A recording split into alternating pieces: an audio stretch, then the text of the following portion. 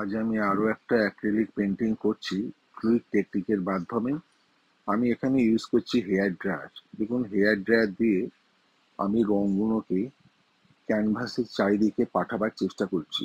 এই যে হট এয়ারের প্রেসারে ওর তলার দিকে যে রঙগুলো আছে সেগুলোর সাথে ওপরের রং মিলেমিশে একটা নকশা তৈরি করবে। এই নকশাটাকেই তৈরি করার প্রচেষ্টাতে আমি আছি। আমি এখানে মাঝে মাঝে কালার অ্যাড করছি এবং তার মধ্যে আমি হট এয়ার দিয়ে এই কালারগুলোকে আর একটা কালারের সাথে মিশিয়ে দেওয়ার চেষ্টা করছি। দেখুন এইভাবে এয়ার প্রেসারে কিভাবে তলা রং ওপরে চলে আসছে এবং ওপরের রঙের সঙ্গে মিশে একটা নকশা তৈরি করছে। আমি এই হট এয়ারের সাহায্যে রঙগুলোকে ছড়িয়ে দেওয়ার চেষ্টা করি। রঙগুলো এক জায়গায় থাকলে নকশাটা হবে না, একটার মধ্যে আরেকটাকে মিশতে হবে।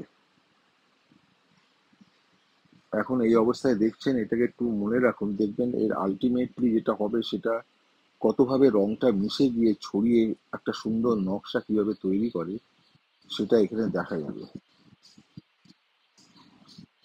আমি আজকে রং শুধু অ্যাড করে যাচ্ছি আর মিশিয়ে যাচ্ছি। আজকে আমি যে পেইন্টটা নিয়েছি ওটাকে আমি একটু অন্যভাবে নিয়েছি। ওর মানে তারল্যটাকে একটু বাড়িয়ে নিয়েছি। তারল্যটা বাড়ালে কি হয়, ওটাকে কন্ট্রোল করা কঠিন হয়, কিন্তু ও একটা ইউনিক ডিজাইন তৈরি করতে পারে। কারণ ওর যে তারল্যটা সেটা একটা আরেকটার মধ্যে একটা রং আর একটা রঙের মধ্যে মিশে গিয়ে সহজেই মিশিয়ে যেতে পারে, কিন্তু এটাকে কন্ট্রোল করা খুব মুশকিল। এবং রঙগুলো ছড়িয়ে ছিটিয়ে মানে যেখানে আপনি কাজটা করবেন সেই জায়গাটাই খুব নোংরা করে ফেলে। যার জন্য আমি আজকে কি করেছি,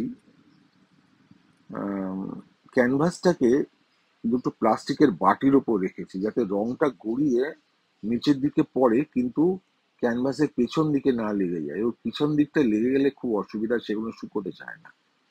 দেখুন আমি রংটাকে কিভাবে স্প্রেড করাবার চেষ্টা করছি, আর মাঝে দেখুন আগের কি অবস্থা ছিল, এখন কিভাবে আস্তে আস্তে নকশাটা ফুটে উঠছে, আরো ফুটে উঠবে। এটা আরো একটা ইন্ট্রিকেট ডিজাইন তৈরি হবে। লক্ষ্য করুন, এখানে একটু কালো দিলাম।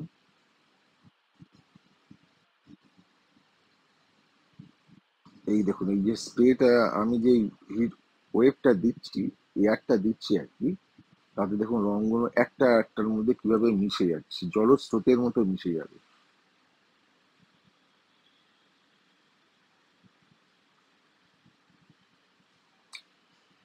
এবার আপনাকে একটু চিন্তা ভাবনা করে কোথায় আপনি রংটা দেবেন, কি রং দেবেন, কম্বিনেশন কি হবে সেটা আপনাকে চিন্তা করে নিতে হবে। এটা যিনি করেন পুরোপুরি তার উপর নির্ভর করেন। এটা একটা চেষ্টা করে যাওয়া, যে কি হবে আলটিমেটলি এটা কিন্তু বলা সম্ভব না। আপনি একটা ধারণা করে দিলেন, কিন্তু দেখলেন ডিজাইনটা আর একটা রকমের হয়ে গেল। যা হোক তা হোক করে আমাদেরকে এটা একটা দর্শনীয় জিনিস তৈরি করতে হবে, এইটাই মাথায় রাখতে হবে। আসলে রং এমনই একটা জিনিস, এই যখন ছড়িয়ে পড়ে এর একটা আলাদা সৌন্দর্য হয়। একটা রং যখন আর একটা রঙের সাথে মিশে যায় তখন কিন্তু তার সৌন্দর্যটা অন্যভাবে ফুটে ওঠে। দেখুন এখানে প্রথমে কি ছিল আর এখন কিভাবে এটাকে আস্তে আস্তে ফুটে উঠছে। আমি বিভিন্ন জায়গায় রংটা দিচ্ছি একটা উদ্দেশ্য নিয়ে, কিন্তু সবসময় যে সেটা আমার উদ্দেশ্যটাই সফল হবে তা নয়। কিন্তু চেষ্টা করে যেতে হবে, একজন শিল্পীকে চেষ্টা করে যেতে হয় যাতে তার শিল্পকর্মটা একটা সুন্দর জায়গায় পৌঁছয়। আমাকেও সেই চেষ্টাটা করে যেতে হচ্ছে। আমি এখানে একটু ইয়ে দিলাম, তারপর প্রথমে আমি গ্রে দিলাম, তারপর একটু ব্ল্যাক দিলাম। এই যে ব্ল্যাক রংটা, ব্ল্যাক কালারটা আমি দিলাম, আপনি লক্ষ্য করেছেন কি জানি না, এটা কিন্তু আমার হাত ফসকে একটু বেশি পড়ে গেছে। যাকে সেটাকে এবার আমি মেকআপ দিচ্ছি। দেখুন তারপর একটু সাদা দিয়ে দিলাম, দেখুন কি সুন্দর রংটা ফুটে উঠছে।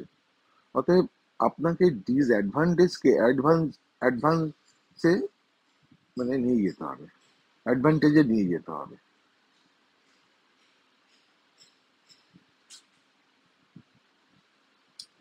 এবার শেষের পথে হয়ে এসছে,